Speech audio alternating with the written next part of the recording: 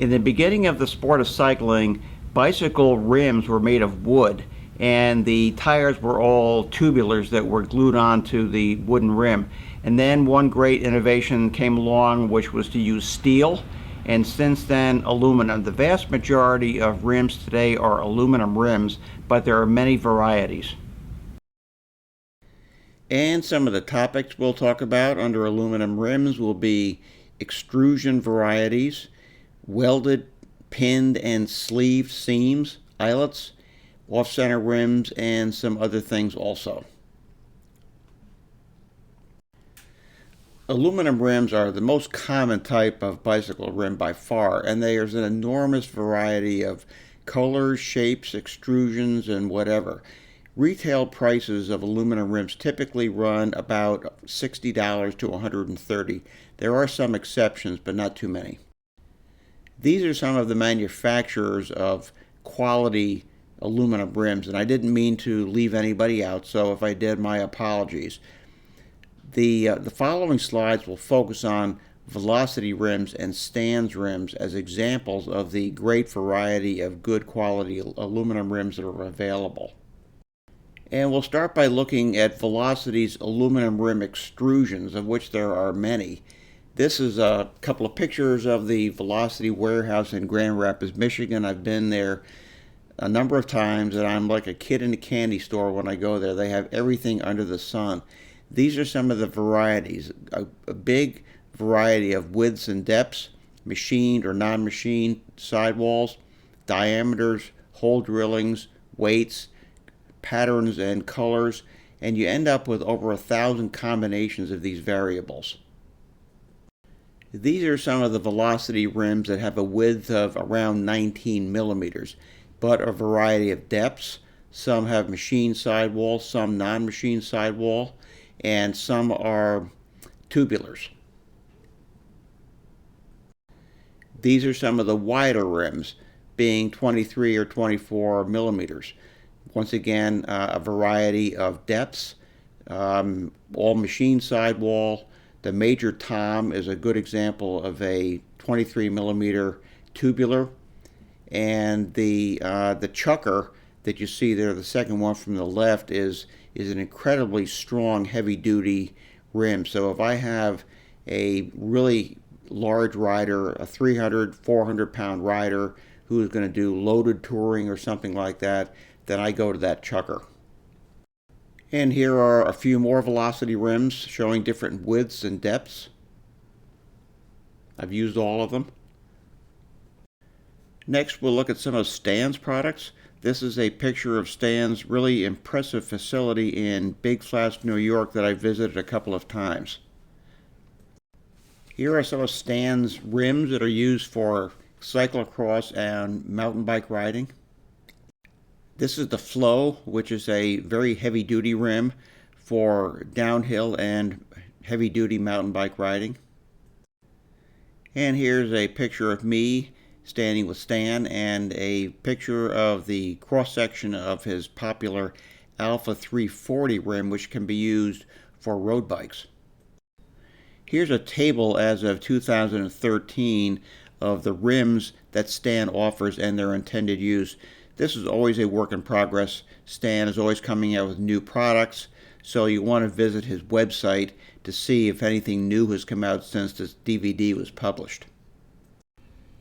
These are the steps in rim manufacture. We start with long sections of extruded aluminum.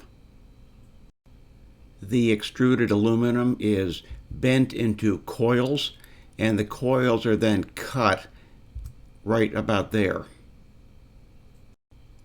And now I have 4 different coils of aluminum, and I have to just connect the ends.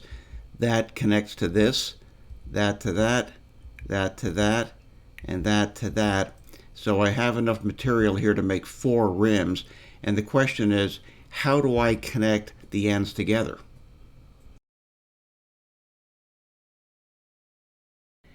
Now, what is important in a rim is a smooth braking surface at the seam. What is much less important, in my opinion, is how we join those ends of the hoop together. And there are three systems that I'll show you. One is using a weld, one is by connecting the ends with pins, and one is connecting the ends with a sleeve. Let's look first at the use of pins. Here we can see a cross section of the rim and also a place where the two ends are joined together at a seam. And if we look at the cross section here, we can imagine that pins would insert into one end of the coil and then be inserted into the other end and connect the ends of the rim together, something like that. And if we looked underneath those red lines, you would see that there are places where the pins are crimped in place. Here you can see the crimps if you look carefully. Now this is a single wall rim, and this is where the pins are. Note that there's a thin sheet of paper that I can use to actually slide down along the side wall of the braking surface. So the pin is only really in one place connecting the rim together. This is usually a pretty inexpensive type rim. Let's look now at how I can use a weld to connect the ends of the extruded aluminum together to form a hoop. There's a piece of a welded rim, there's the weld, and the braking surface up here is smoothed off by a CNC machine. If you're interested, you can take a look at this website that shows a pretty good video of the whole manufacturing process using welded rims. And the third type of manufacturing process is by the use of sleeves. Here's a picture of a Velocity Arrowhead rim, and this is the extrusion as it looks like in cross section. And after having cut the rim in half, this is what a picture of the cross section actually looks like. Here is the seam on that same rim. Here's the same rim rotated slightly to the left, and here is where I have cut the rim with a hacksaw. There's my seam where the red line is, and that's where I have cut the rim in half with a hacksaw. Now let's see what it looks like inside right near the seam. What I see is a sleeve that has been inserted into the rim on both sides of the cut. And we can see here that that sleeve is exactly the same shape as the rim that it fits into on both sides. And here we see a cross section of the rim on the left, and on the right a cross section of the rim where the sleeve is. Off-center rims are also joined with the sleeve. There's a section of an off-center rim on the left, and that is the section of the off-center rim where the sleeve is located on either side of the seam. Here's another view. There's the seam. There are the holes on either side of the seam. There is the sleeve. And in case you're worried about it, the weight of the sleeve is only about 10 grams, so it's negligible. And if we look at a wheel, the spokes are all pulling the rim in upon itself and toward the hub with tremendous strength, so there are no forces operating to cause the rim to separate at the seam. Some people think that a rim isn't good if it's not joined with a weld. I don't believe that. I don't think there's any evidence at all to make that case. What is important is that the joining be smooth, particularly if it's a bike with rim brakes. You want to have a nice smooth braking surface.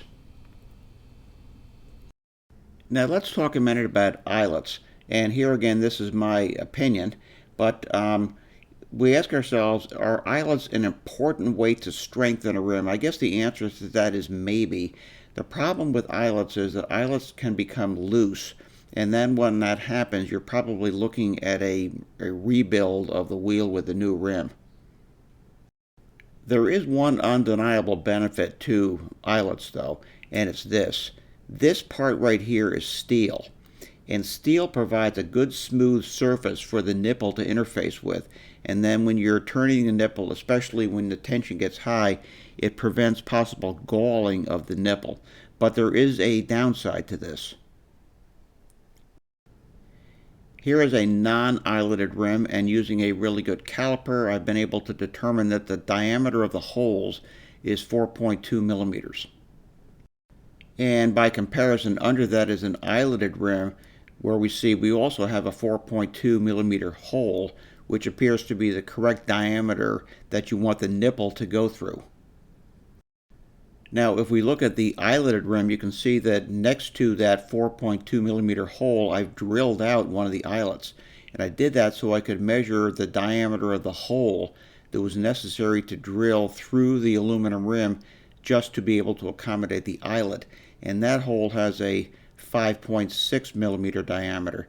So I'm not sure that drilling a larger hole through the rim simply to accommodate the eyelet is a good idea. Especially if there's an alternative. The lower rim there, the eyelet rim, is all set up with a spoke and a nipple, and the eyelet will provide a nice surface against which that nipple can turn, as we discussed.